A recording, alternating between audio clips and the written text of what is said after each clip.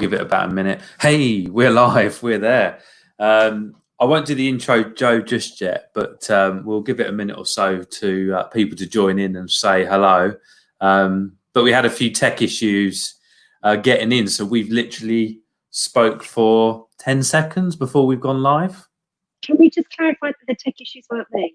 No, they weren't. No, it was a link issue. So you are. I made that really clear. It was the boys that got the tech wrong. It was us that got it wrong. Yeah. It happens. You know, we're as we're sort of. I'm not going to make excuses. I'm not. It's just. But thank you. You're here. We can sit calmly. We can relax. Let's do a bit of box breathing. Everyone's going, what are these people? What have I tuned into here? I've got my sleepy tea. Oh, nice. Yeah, I've just got some water. Anyway, yes, we'll keep you awake. Anyway, we're a minute into the show. Welcome to the Dad of Soul Deep Dive with me, Mark Cropley, and we're here today with Joe Fuller from the Menopause. Hello, Joe. Good evening, everybody. Hi, Mark. Hello. Thank you very much for joining us.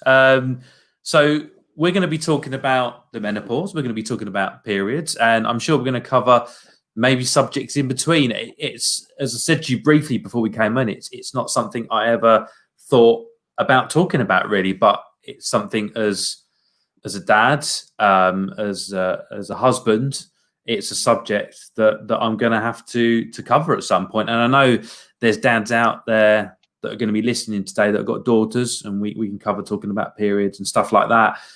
You know, it must be quite difficult. Luckily, I have 4 boys, so it's not a subject I'm going to have to go down myself. But hopefully, guys, if you're out there, you know, ask away, ask your questions. You know what it's like, and hit that share button. So I'm going to give a quick intro to Joe from the Menopause. Joe's mission is to change the negative narrative and social stigma surrounding the menopause and periods. She is raising awareness of issues surrounding and understanding the treatment of women's mental and physical health, and encouraging women to harness the power of hormones. Hormones have a huge impact on relationships, which is why it's so important we start talking about the impact with men in our lives. Well, Joe, is there anything more you want to add to that intro? No, I mean, that sort of sums it up. I mean, it seems to me that men seem to think that this is a conversation they're not included in. Yeah. And it's just for women. And actually, you know, that's probably what has happened over historically. It's just something that we haven't discussed. We've been embarrassed about it. There's been shame around it. And that's led, I think, to this really negative narrative that we've got around women's hormonal health, and the stigma that it's not discussed. It's not an open conversation. That, you know, if you live in a house, a family house, you hide your tampons and your sanitary towels. You know, they're not. It's hidden away, and you know, it's not talked about. But actually, it can transform the opening up that conversation as to how women's feeling every month, because we are in a cycle and at the mercy of our hormones. It can transform a family, can transform a relationship, can transform a work relationship, a friendship, just by being honest about how you're feeling. It's strange, isn't it? I wonder why it's such a taboo subject, something that's not talked about when it's something that's so natural. You know, it is. I don't know if you know the answer to this, but you know, I would have a question: is it something that is something the stiff upper lip thing in England? Is it talked about in other countries? Why don't we talk about it? I mean, if we go back, I'm not going to get on my feminist high horse here, but if we go back, you know, women, we burnt women as witches. You know, and women, our cycle, we go up and down, our mood goes up and down, and we'll become more intuitive at certain times of the month. We'll be, you know, our mood changes. And I think when people couldn't understand that we were dictated to by hormones, and they saw these big shifts in a lot of women, they thought they were possessed and witches and blah blah blah. And I think we've been dulled down, we've been taught to really not express ourselves and not show our power and not talk about these fluctuations and these mood changes, because they're going to get us in trouble. But actually, I think they're going to free us up if we're honest and authentic about how we're feeling. Yeah, and I think, you know, we're living in a much more open world. You know, something that we want to do as Dad of Soul is be better dads, be better partners, and, you know, understand what's going on. And yeah, I just, when you were first, I sent a link to your site. I thought, oh, this isn't something I've even considered, and that's a really strange thing, isn't it? I need to understand what's happening, and as many dads do. And you're not your own, Mark. Don't beat yourself up about it. I mean, it is slowly, hopefully, and doing broadcasts like this to a male audience, it's will slowly get men talking and joining in the conversation, and not be afraid to ask or not be afraid to mention it. And I think there's ways that you can approach it. You can go, oh, I got your period. Is that why you're being something to you got your period? That's just going to wind somebody up. Yes, exactly. Don't go there. But if you can sit down with your partner or your mum or your sister or your daughter and have a conversation about how they're feeling, and even if you've got the knowledge to bring them to the table because they're not aware of it, not every woman has got the information that I've got. I see myself as as a curator of information that wants to pass that on and empower women to understand. Because you don't need a medical degree to understand what's going on mentally, physically every month. It's really simple, but you've just got to be vulnerable enough to seek out the information and talk about it. So what led you to starting up, your support work, starting up the Menopause? What was the catalyst? My experience, early 40s. So the menopause starts before your period stops. So okay. To me, it was something that happened in my 50s. My friends would joke about, you'd go somewhere, you'd be a bit hot, take your jump off, having a hot flush. It was that kind of, negative connotation to it. Oh, shut up, that's way over there, that's in our 50s. It doesn't, it starts in your early 40s. And that's what we call the perimenopause. That's when the symptoms start. And in my early 40s, I started to get really bad anxiety, and I had never suffered before from anxiety. And that came out of the blue, and I didn't have anything to be particularly anxious about, relationship-wise, work-wise, parents-wise, health-wise. It just came out of nowhere. I now know that that's called GAD, Global Anxiety Disorder. So when you're not specifically anxious about anything, you've just got general anxiety. My sleep became really, really bad. My mood dropped, so I was really low, as did my energy, and I started to ache. So and I really thought there was a chronic illness, mental or physically. I thought there was something going on, and so I researched it. I started talking about it with some older women where I exercise, and I learned that it was actually really, really natural, and it was called the perimenopause, and it was the precursor to my menopause. And the menopause happens around the age of 51, and it's one day. It's the very last day of your last period. And many women don't even know when that day is unless they cycle track. So you look at it retrospectively. So the symptoms, you then, after that one day, you then go into post-menopause. So when you haven't had a period for a year, you're then deemed post-menopause. But your symptoms can still continue. So symptoms can continue into your mid to late 50s. And for some women, they carry on into later life. So it's this big period. It's roughly around 10 years. Yeah, that's. You can be symptomatic, and you can go from being, a really happy, fit, healthy 40-year-old to suddenly, what the hell is going on? And that's what happened to me. And I was just so upset by the lack of information that was available. I really had to go digging around for it, and I just didn't want other women to know, because as soon as I knew what it was, I felt so much better. I felt like 90% better. And I know that when I get little pangs of anxiety now, I know exactly what it is. I know it's a drop in my hormones. And it was that knowledge that gave me the power to understand that I was actually okay. It was normal. Every woman will have a menopause. Yeah. Every woman's going to have a baby, but every woman's going to have a menopause if she lives long enough. And it was on that experience that I started the menopause, and it was like, women need to know this. And men need to know this. It happens to 51% of the world's population, and then most women, life expectancy is 81. So you've got 30 years post-menopause. Yeah. So it's how do they manage those symptoms, and how do they live a healthy 30 years? Because it doesn't mean that it's the end of your sex life, your relationships, your work life at all. It's a really empowering transition if you look after yourself and you listen to yourself. It almost seems, going back to it being, taboo or not talked about, is it something that should happen in our education system? Is it something that's happening in our education system now? And as a dad, as a parent, now I don't have girls, but is it something I should be talking about with my parents right now?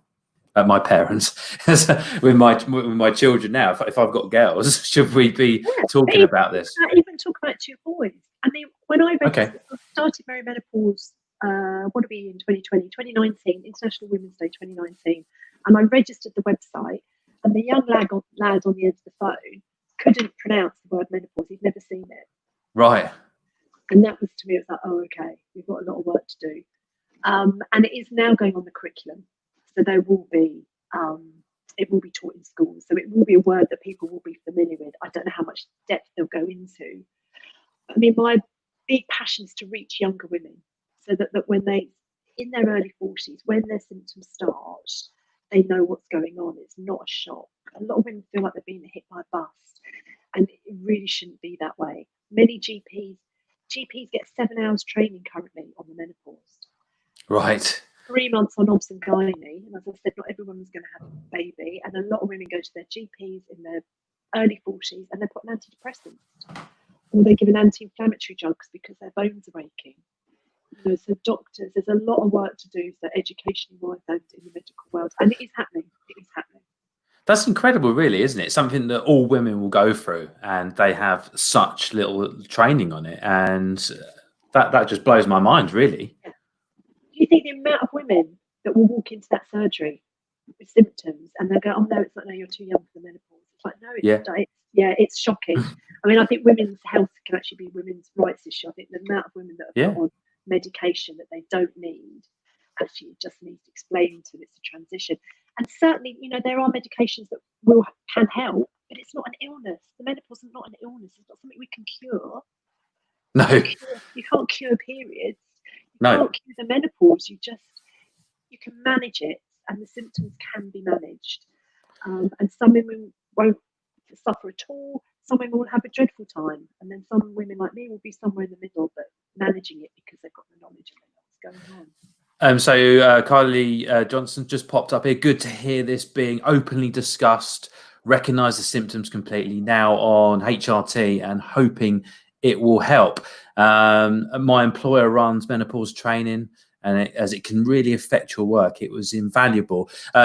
Guys, if you've got questions out there, now's the time to ask them. Dads, come on, you know, let's get these in there as well. But you know, we have a female audience here too, so please, you know, join in with the conversation. So, to a layman, what is HRT?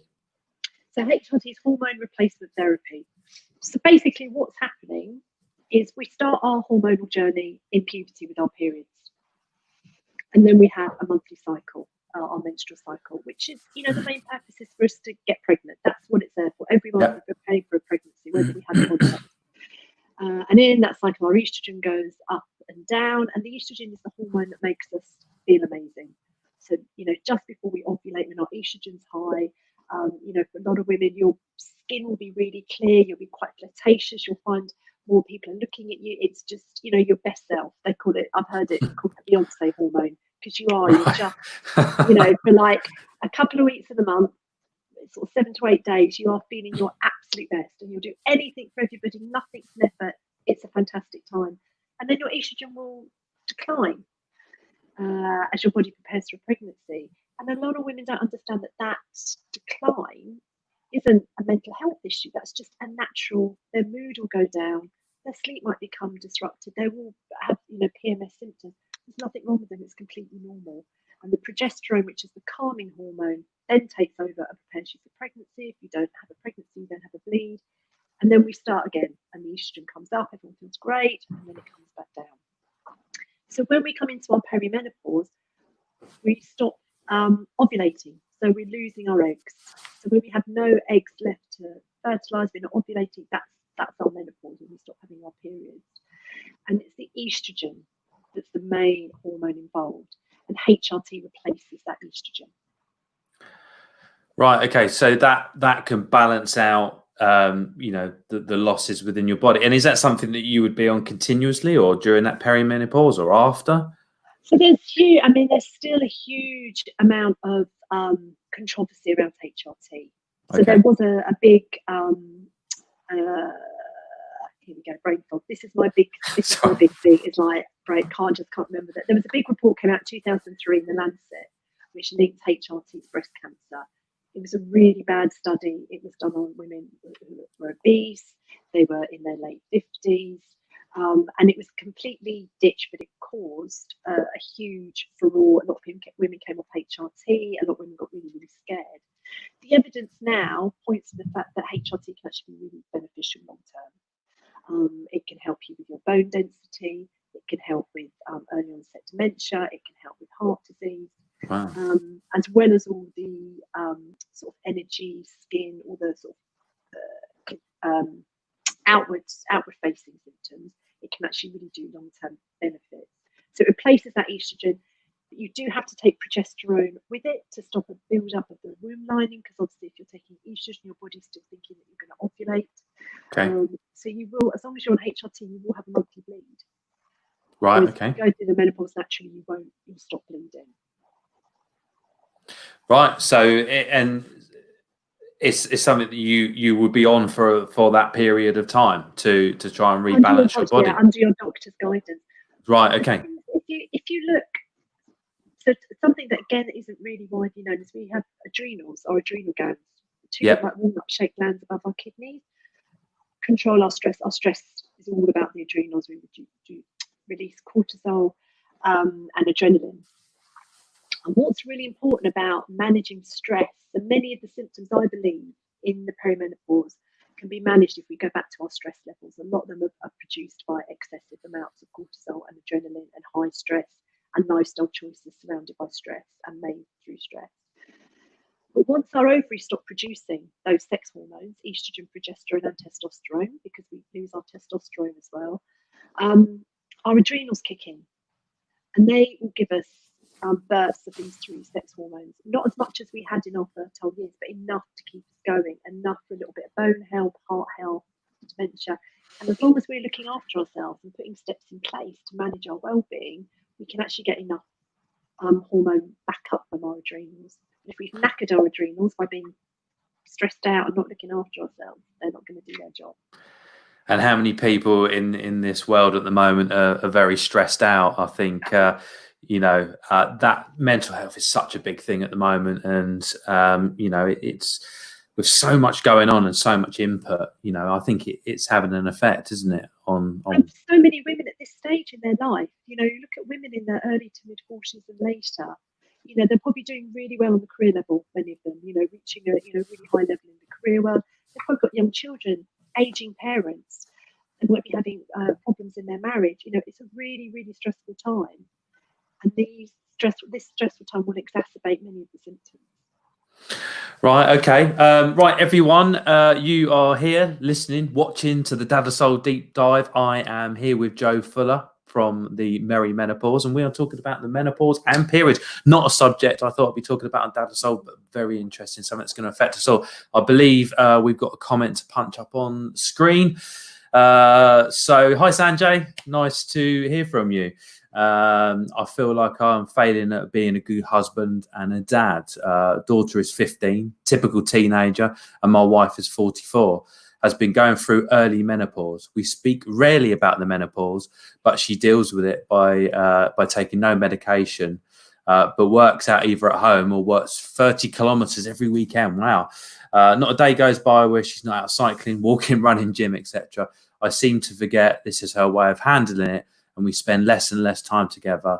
And I work at home. I mean, is that quite a common thing? Is that something that we need to understand? Well, I think first of all, when you say Sanjay, you're not failing at being a husband. Yeah, absolutely. Yeah, really.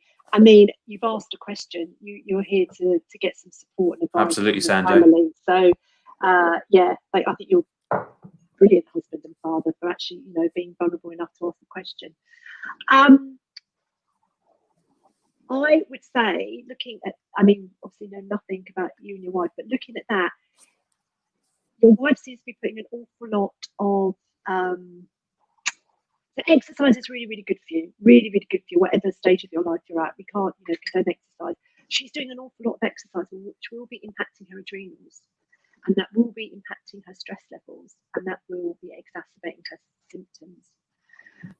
So there's probably another deeper conversation that you may need to have as to why she's exercising to that extreme, because that seems like an awful lot of exercise, and why she's trying to get out the house. There's obviously a menopause conversation definitely needs to happen, and hopefully, you know, it's something you can bring up from listening to us this evening, because to me that screams like she's desperately trying to get out of the house, and she's avoiding maybe having the conversation. She's really trying to avoid talking about what's going on. Maybe she doesn't know what's going on. You know, maybe she doesn't understand this transition. You can direct it to the website. You can direct it to me. But yeah, there seems to be something. There's another issue going on there somewhere, Sanjay.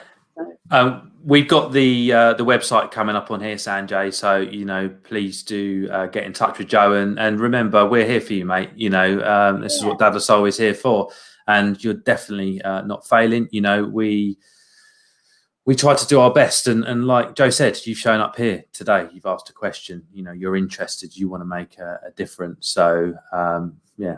And also, imagine with the 14-year-old daughter, who's, you know, she's got loads of hormones. The 14-year-old daughter, yeah, and the 14-year-old hasn't got enough. So, you know, and this was the relationship I had with my mum. You know, I remember screaming in the kitchen because I was, you know, 15, 16, and it was all going on. And there she was in her late 40s, early 50s with not enough hormones. And had we had the conversation about what was happening to both of us, it would have transformed our relationship. You know, and that's what makes me sad, and that's another big driver, you know, of getting this information out there, that, you know, the mother-daughter relationship, especially as women are having children older, you know, they're going to be bang smack in the middle of menopause. The community are going to come, you know, they're going to come head to head, and a lot of dads are going to be in the middle, or brothers.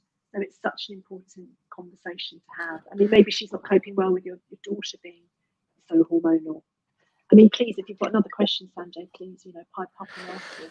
Yeah, and we'll hopefully, well, later in the show, we'll talk about, you know, periods, teenage daughters, and stuff like that, because, you know, there's dads out there with daughters, and they need to understand what's going on, how to have those open conversations. So going back to the menopause, is there some common symptoms? So as a husband, is there stuff that I can look out for? Maybe I can pick up before my wife does. Yeah, I think so anxiety. So the three main symptoms of the perimenopause are cognitive. So that's anxiety, depression, and low mood. And they're the ones that people we associate it with hot flushes. So that's the common one. That's actually not that common, having a hot flush. Right. Okay. It really is these cognitive ones where suddenly you will go from being clear thinking to not being able to finish a sentence. Your body will start to ache. Your mood, for just whatever reason, you'll just be feeling really, really low, and the anxiety. And a lot of women go and get put on antidepressants. Can I just say quickly, is this something that also would affect some women during their normal cycles, but would happen for a longer period of time then? It'll be heightened. It's almost like the perimenopause could be like a heightened PMS, premenstrual syndrome, PMS. Okay. And that's to do with the estrogen, the happy hormone, the estrogen dropping off, and the progesterone, which is the calming hormone, being more present. But a lot of the symptoms are down to something called estrogen dominance, which doesn't mean you've got too much estrogen. It means you've got too much estrogen in relation to your progesterone. Right. And what's really important is when we've used our hormones, we get rid of them. And our body gets rid of them through the liver. It detoxifies through the liver, which is why exercise is so hugely important. And diet at this time is so hugely important. Alcohol and the menopause, it's not a good combo. It really isn't a good combo. And a lot of women will find themselves self-medicating because they are at this, you know, they're not feeling great, and they've got all this other stuff going on: family pressure, work pressure, relationship, older parents, you know, and especially now just coming out of lockdown, you know, so much uncertainty. So, I mean, I think if you see your partner starting to hit the bottle, you know, drinking half a bottle of wine a night or more, that's definitely a conversation that you need to have. What's going on? And that will then in turn affect sleep. Sleep's a really big, sleep deprivation is a really, really big symptom. Again, that can be managed with diet and exercise.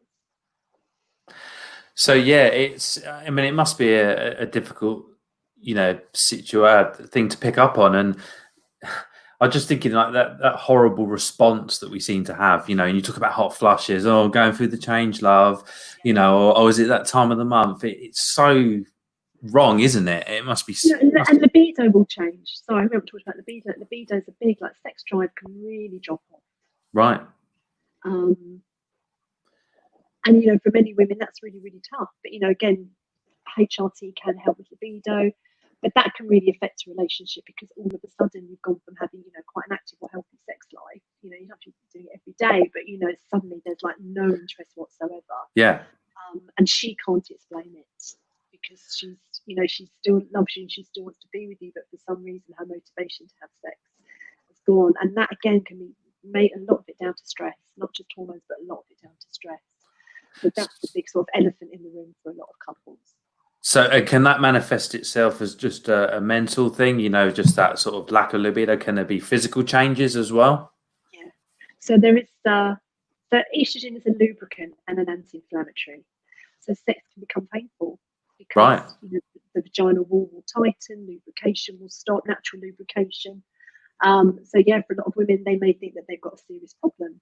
Yeah. Sex suddenly starts to get painful. And again, it's really, really natural. Women produce different amounts of natural lubrication, all through their life. So that is not an issue. And lube, unscented, unfragrant lube, a company called Silk or Yes Organic, can transform a couple's sex life. And it's really, really normal. It's called vaginal atrophy, which is a really horrible name. Right, okay, yeah. But yes, if your partner's saying that, sex is uncomfortable, get some lube. Wow. Okay, that's. But the thing is, though, it's such a simple thing, but it's a difficult conversation for many, many people.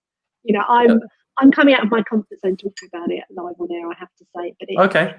I talked about it last week on an Instagram live, and I got some amazing DMs from women who said, thank you. It prompted me to have the conversation with my husband. We were on the verge of splitting up. And now we've had a conversation about it, and our marriage could save our marriage. And it's like amazing, a simple little thing like that. And it's like you can get the lube on the NHS, but get an unfragranced one. That would be my big thing. Okay. Another symptom for women is itchy skin. A lot of women will complain of itchy skin.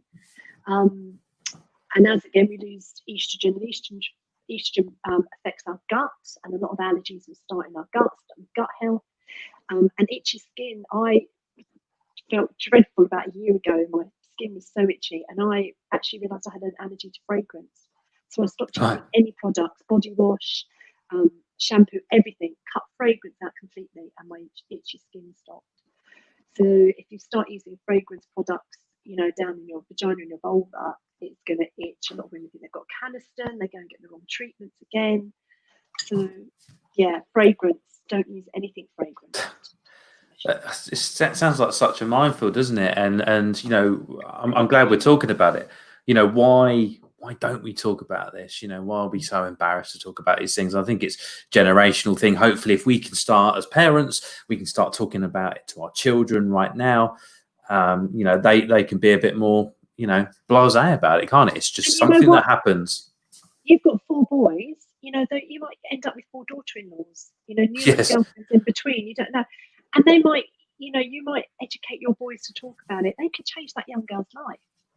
Yes. You might come from a family where it's never talked about. So it's, get boys talking about it. Get boys talking about, especially, when they're starting their sex life as teenagers. It's so important that girls are honest and upfront about having their period and, how they're feeling. And, I know we're going to come on to that. But, get boys talking about it. This isn't just a conversation for the girl. This really needs to be.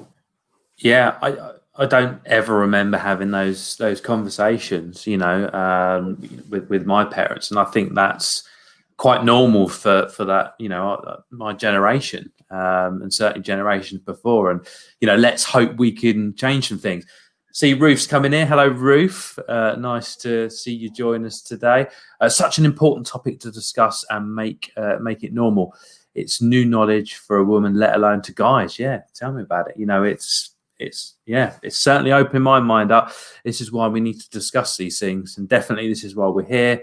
So please do get involved, ask your questions, even if you've, got experiences yourself, please let us know, because you might be going through something or gone through something that someone else is, and just your experience and sharing that can really help other people. And that's what we're doing today, Joe, isn't it? Hi Sanjay. What are the telltale signs to know that mood swings are about to occur? I seem to be blind to them and always put my foot in my mouth. Do these hormonal changes become predictable? Do us men need to be more sensitive and understanding? I would say definitely we do, and that's by knowledge. But Joe, can you answer that one? So I don't think there's any. You can't predict a mood swing. I wish we could, but you can't predict a mood swing. And I would say this is something that couples need to open up about. And if your partner's on the verge of having a mood swing, she needs to be able to say, "Listen, I'm having a really bad day.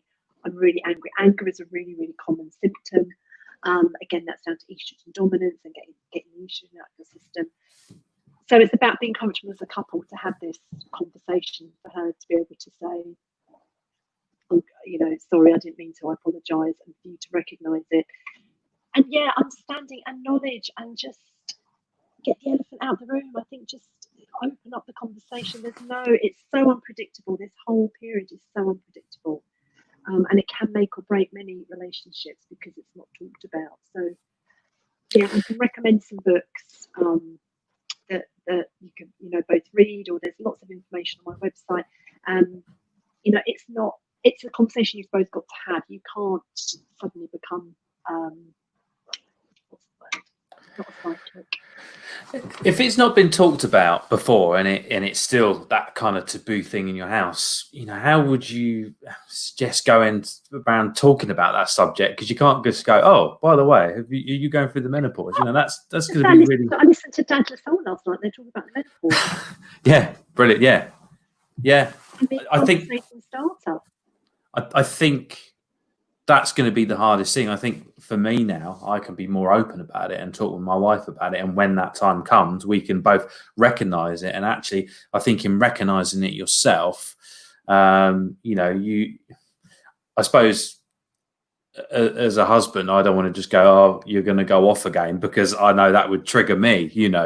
That's not going to happen. But I guess if you can be open, and your partner can say, "Actually, like you said, I'm having a bad day today," you can go, "Okay, right, the baby's crying, the kids are making a noise. I'm going to help out a bit more," and just be more understanding, I suppose. Just be more understanding. And, for a lot of women, they're trying to deal with this because it is so unpredictable, and it does kind of come out of nowhere.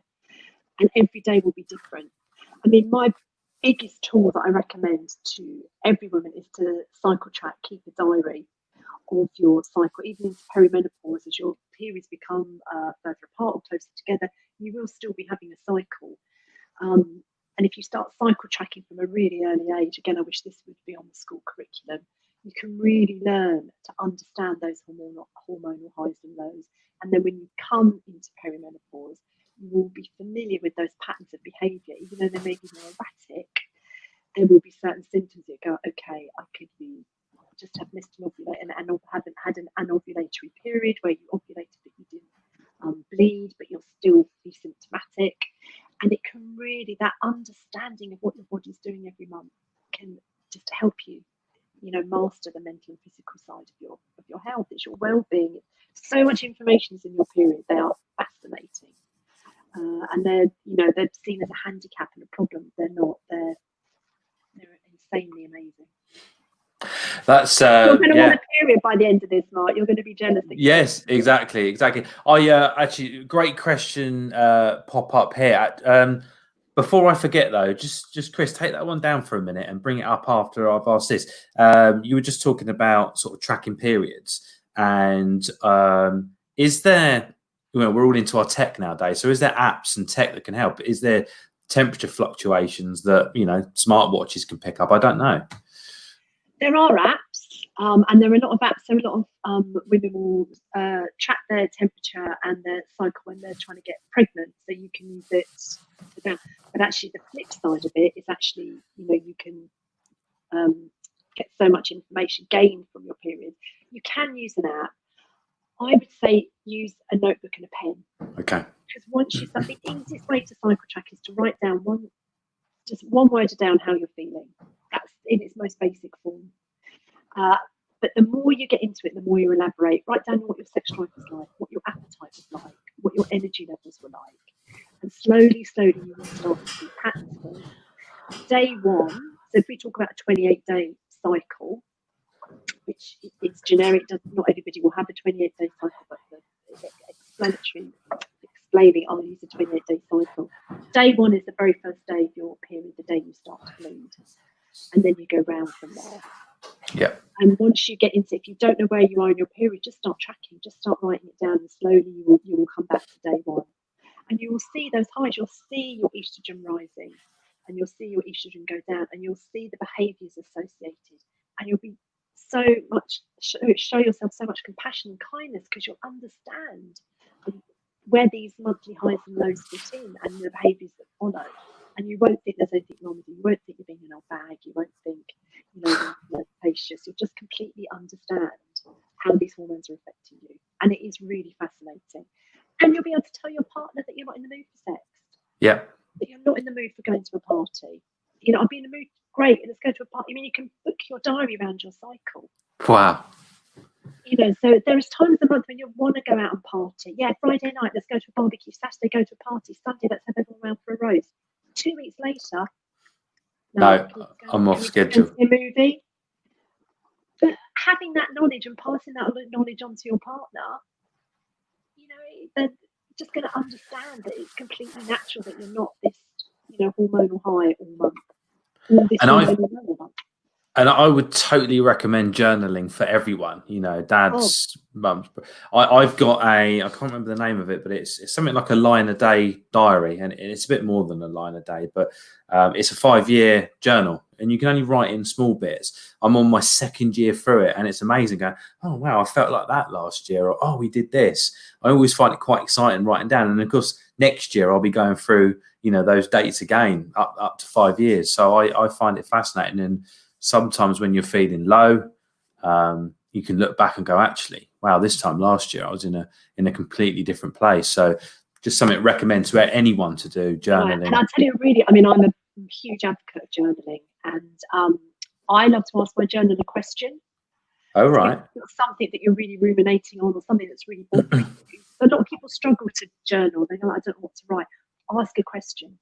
Ask your journal a question, something that's bothering you, something you want an answer to. Because the answers are within us. Majority of the time, the answers are within us. If you write, why am I so pissed off with my mother-in-law?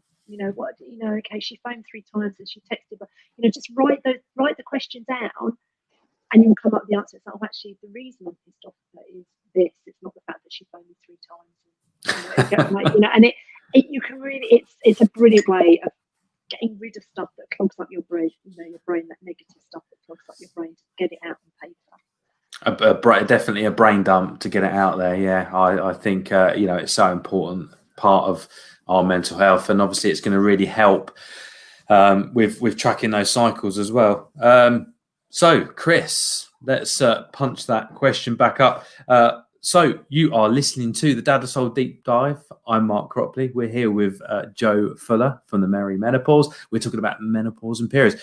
If you're still listening, in fact I know you are, because I can see you all there, please press the share button and let everyone else know we are here. So my 6-year-old daughter is starting to pick up on signs of my wife's periods, and for some reason asking me about it. How on earth do I talk to a 6-year-old about what a period is? Jo, that one's over to you. Well, yeah, how much does she love her daddy? But she's asking you about it. So I would be chuffed to bits that your 6-year-old's talking to you on that. I would just be completely upfront. Don't go into the biology, obviously use a terminology for a 6-year-old, but explain that it's about it's babies. It's every month, mummy might have. How would you say it to a 6-year-old? I've got to think about that, Mark. Because I suppose you've got to be really careful how much information they're sort of absorbing at 6. Yeah, I suppose really. I suppose reassurance. Tell her there's nothing wrong with mummy. every month, mummy has a bleed. Mummy bleeds from, you know, but there's nothing wrong with her. I will need to think about the answer to that. Can I think about the answer to that and get? I mean, be honest. Don't cover it up. Don't ignore it. Just say it's going to happen to you. Try not to scare her. The word bleed might be a bit scary. I think actually, I mean, we've got a book floating about at the moment that the boys seem to just pick up on, and it's about our bodies and stuff like that. I think it's difficult knowing, you know, the maturity of the children and the age group. My youngest, who's 8, picked it up the other day and he went, "Oh, there's pictures of bits in it," and threw it on the floor, you know, and it's like, well, hang on a minute, you know, whereas the older one, I was, "Oh, what's this? Oh, look at all those different types of willies in there," you know. It's a minefield, but I suppose really you've got to make them, you've got to know that at a level they understand, I guess, like you said, where babies come from for a start. So but there are certain words under for a 6-year-old. So if mummy says only bleeds every month, she's probably going to be horrified by that, isn't she? Yeah. But again, you don't want to just make up some fictitious story, because at 6 she's going to it's going to be embedded in her. It's going to be a really important answer.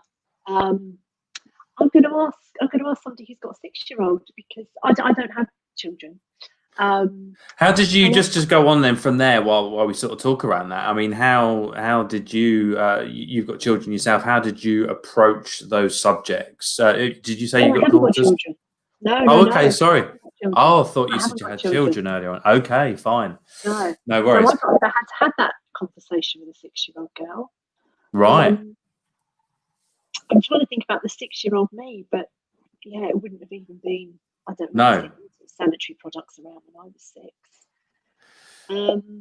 Yeah, be honest. Not. I mean, certainly, yeah. Do you remember? Anybody out there? Do you remember when you had that conversation with your parents? So when I started my periods, my dad was at home. My mum and my sister was out. So I knew it was coming. I was quite late. I was 15, so there was an awful lot of like stuff going on for me as a teenage girl, because I was kind of like the last one in my year to start my periods, and that's really stressful for young girls. And if I look back on that period, everybody talking about it, going, "Oh, Joe hasn't started her." And my dad was home, and I remember I was so utterly delighted starting my period. And I ran downstairs and went, "Dad, I want my period! I've got my period!" And he gave me 50 quid, which back in 1985, 86 was an awful lot of money. And I wore DNs at the time. And he said, "Well, now you've started your periods, here's 50 quid, go and buy some nice shoes." So you obviously felt a positive experience, but yeah. So you obviously felt comfortable having that conversation with your dad. You had that sort of open relationship with him. I am a bit of a daddy's girl. My dad's 88 now, God love him, and he's embracing my menopause. So, and you know, interestingly, he said to me, "Oh, your mother never talks about it." Well, kind of, it's a two-way conversation, but let's not go there. You're in your 80s, you know, mum's gone. So, but yeah, he's fascinated by it now, and he's got, you know, so many questions, and it's like, gosh, how would your relationship have been? And my mum was a nurse, Mark. Right. It wasn't something that was discussed, you know, because it was just generational societal. It just never got mentioned. That's such a strange thing, isn't it? And it is that sort of generation, you know, a lot wasn't spoken about like that. And, you know, that's why now we need to start having those conversations with our children. And I think, you know, women suffered. Women really suffered. Yeah. You hear that, you know, mother's little helper, and, you know, women did. They were just put on like beta blockers and dreadful. They were really dosed up. You know, when they went to the doctors, it was like, it was not a good time. It was like, you know, women's health really was not understood or sympathised with. So what's on the other side of the menopause? You know, so we've talked about, you know, that period. Oh, hang on, before we go on, then we'll take this one from Sanjay. You said your dad is embracing your menopause. Such a great way of looking at it. Yeah, I suppose, because it's something everyone's going to go through, right? Well, exactly, and I'm embracing it. You know, and I really, you don't have to go into a dark place with your menopause. A lot of women go into a really dark, negative place, and I really don't believe you have to do that. I think you can embrace it, and I really think you can harness the power of it and see the positivity in this transition. You know, the menopause has come out of my menopause. I really felt this calling to educate women and support women and empower them to know what is going on with them and to let them know there's nothing wrong with them. And a lot of women, you look at women in their 50s and doing amazing things. Yeah. There's this power in this transition, and we have a choice. We can really harness it, and we can really embrace it. And we can have a really fulfilling post-menopause. It's 30 years. It's a third of our life. Yeah. We can really do amazing things. We don't have to look at the negative connotations. Yeah, there will be some physical challenges, definitely some mental challenges, but we can overcome them if we understand them and we talk about them and we communicate them. Did you embrace it? Exactly, embrace it. We should all embrace it. It's our bodies. It's not mine, but it's what's going to happen. I just want to go back actually, and it was something I picked up on when you were saying, the people can go into a dark place from this. Now you said you never had children. Was that a choice? And do you think that either yourself or some people get to a point where they go, I never can now, that's it, it's over? And can that really bring you into a dark place? So I was with somebody and I thought he was going to be the guy I was going to have children with. It didn't work out. We split up and I was about 35 and nobody else came along. So that was kind of like my childbearing years were over. And I am really okay with the fact that I haven't had kids. I really am. But I do know for a lot of women in my position and my situation, they are really grieving and mourning the fact that that didn't happen. And I imagine that's really, really tough. A really, really tough place to get to. And that can send you spiraling into a whole world of not being good enough, never being chosen, never being picked. It didn't happen to me. But again, I do believe we have choices, Mark. Yeah. And we can choose to accept our situation and look at, the positive side to what, I look at some of my friends with kids, especially during lockdown, and I just think, God, thank God. With an 8-year-old and a 6-year-old trying to homeschool and a husband working from home. Some women had it, really, really tough time of things. And some men as well, not just women. So I think it's about, and I counted my blessings then. I was a single woman, living on my own with no children, not have to do any homeschooling or cook 3 meals a day. I could always send Reggie around here. He's 7 months old and he wakes up about 3:30 in the morning. And then what settle. It's amazing. I live on the first floor. I don't think he'd make it up the stairs. But otherwise, of course, I would do. I have got a godson who I adore, and that's been a really lovely thing in sort of playing a hand in his growing up. I mean, he's 11 now, so he's like, gosh. And I feel like I've missed out a good few months with this lockdown because we have a date about every 6 weeks. We go on a date and we go out for. Oh, amazing. Yeah, it's really lovely, and obviously we haven't been able to do that, so I'm looking forward to catching up with him. So many women will grieve that. I can imagine. It is a loss. For me, obviously, men don't go through that, and unless we have an op, we effectively can produce children until the day we die. In most cases, but I would almost imagine if I did go through that. I'd almost grieve for a loss of manhood. Maybe I might feel that I've lost something and I'm not that person. And again, I think it's the word is embrace, isn't it? I've just had my 40th or just last year had my 40th birthday, and I've embraced it. I love it. People go, oh, 40, love it, brilliant. I'm a man now. I've been training all this time. I've got another 60 years to go. So the first 4 years was just a training course. When did you get to 50? Because I loved getting to 40 and I found that really empowering. And then I was 50 during lockdown. And I don't, there's something about being 50. It's flipping brilliant. Can't wait. My wife's laughing at me now. I don't know. But there is the older you get, I think you do, you do. Yeah. Are we allowed to swear? I don't know. But you do get a bit more of a you stop beating yourself up and you start accepting who you really are, I think. And I think that's a big part of the menopause. It's a real transition into realising who you actually are and actually you've done brilliantly and you've got this far. So Yeah, exactly. Stop beating yourselves up. It is what it is. You are who you are, and we all do our best. But I know sometimes it doesn't feel like that, and it does feel like we're failing. And I guess we've just got to find the support networks like Dad the Soul, like the Merry Menopause, to be able to realise we're not the only people going through what we're going through. I just wanted to. We got sort of 10 minutes or so left. If anyone's got any questions, please put them in there. We're happy to talk around and answer them. Symptoms wise, so we've talked about recognizing the symptoms. So apart from the medical hormone replacement therapy and all those other things, are there other things that we can do, other natural remedies as a husband? Is it about foot massages? Is there stuff that we can relieve symptoms? Yeah. Massage, definitely nightly. Yeah. Yes.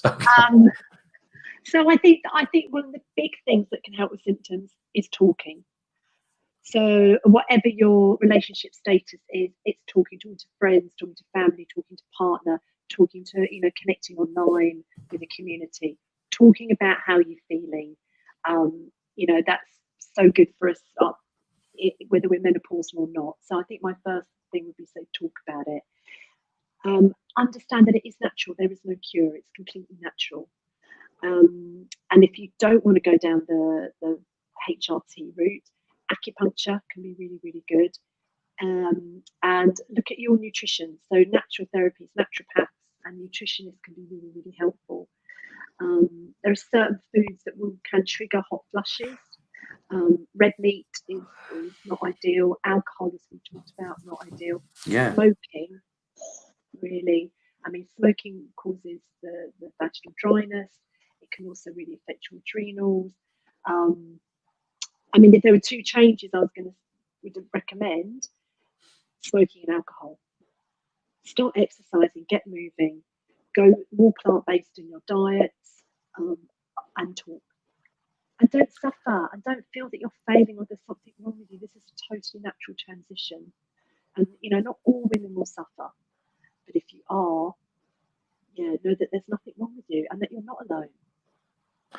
Yeah, absolutely. And dads as well, I'd say to you, certainly for me, hitting 40 has been that point where I've sort of looked at my own health and, I'm cutting back on the drinking. I'm looking after looking at the food I eat. I'm more aware of eating more fiber. I'm going out running a few times a week, doing some weights, because I think, hang on a minute, this vehicle here has been abused for the last 20 years. Now, if I want to get another 60 years out of this, I've got to start looking after it. So I hear you with that. That sort of health food is so important. And I really, it is the menopause is a wake up call for self care and for self love. For so long, so many women have put themselves, haven't put themselves first, and they've looked after their families. And now this really is the time, as hard as it is for many women, to put your health and your well-being first. You've got to, because you've got another 30 years after this, and this is the real pre-planning preparation stage for an amazing life post-menopause. If you still want to be sexually active, if you still want to be moving and exercising and working, and having healthy relationships, you've got to put the work in now. Yeah. Yeah, I just in the last sort of 5 minutes of the show here, Ruth's popped up as an example as a single dad or a dad who only sees their daughter certain times. How can this be handled? So I can imagine with co-parenting, if your daughter, son comes over and starts talking about this, I guess one of the things you've got to be careful with is having the conversation with your ex-partner first, because I guess it's something maybe you've got to do together and make sure you give that consistent message. Absolutely. And I don't know if we talk about periods or menopause here, but I think if you've got a daughter, absolutely tell the father when the daughter's starting the period, or tell the father that the hormonal changes are happening. Hair is starting to sprout, boobs are starting to grow, things are changing. Definitely. And for the dad, if you notice it or the daughter brings it up, don't shut the conversation down.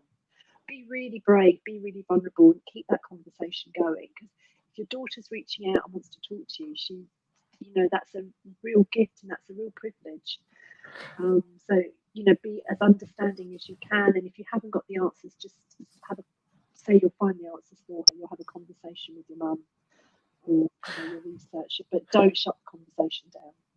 I mean, what about, from the menopausal side, son, daughter comes to stay with dad and mum's acting all crazy. She's, she keeps shouting at me.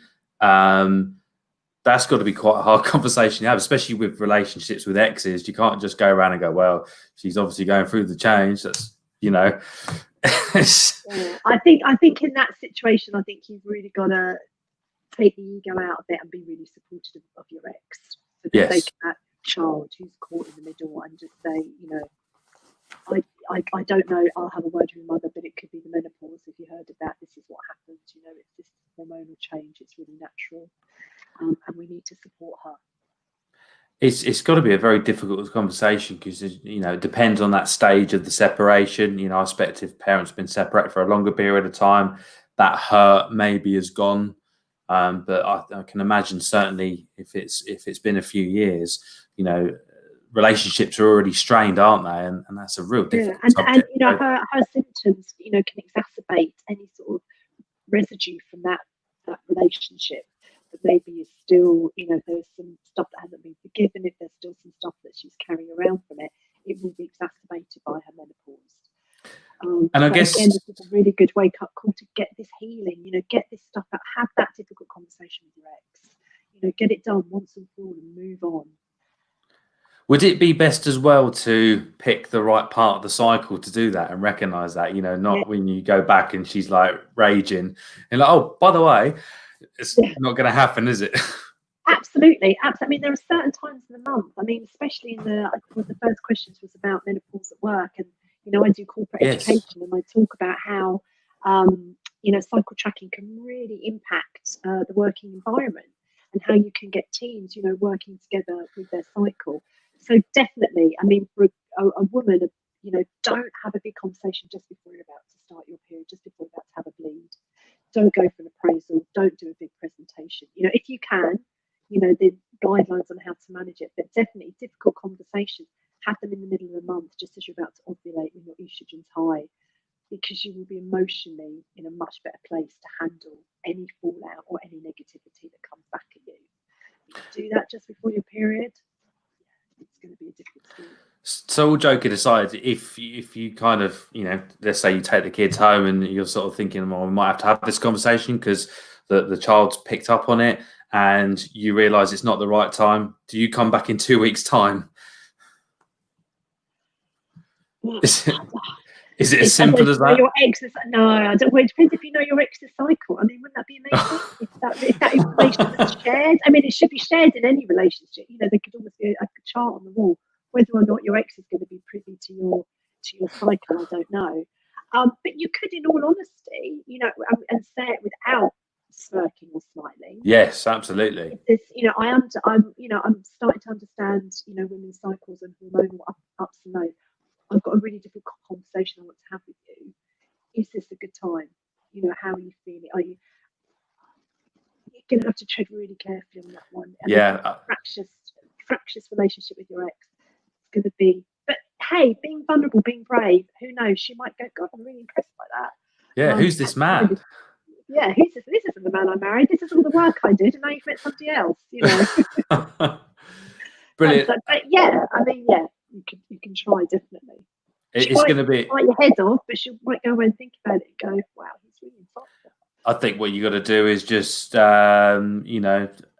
brace for that to happen and go, okay, all right, now, and not think of the kids. Think of the kids, not react back. And that's what I say to a lot of people. At the end of the day, you've got children together. My parents split up when I was 1 year old. I never knew any different. I'm sure there was some fractious stuff that went on, but ultimately, I had a really good childhood and they both did it for me at the end of the day. And look what they created.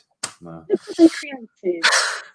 My wife's laughing. I know you very well, but look what you created. No, exactly.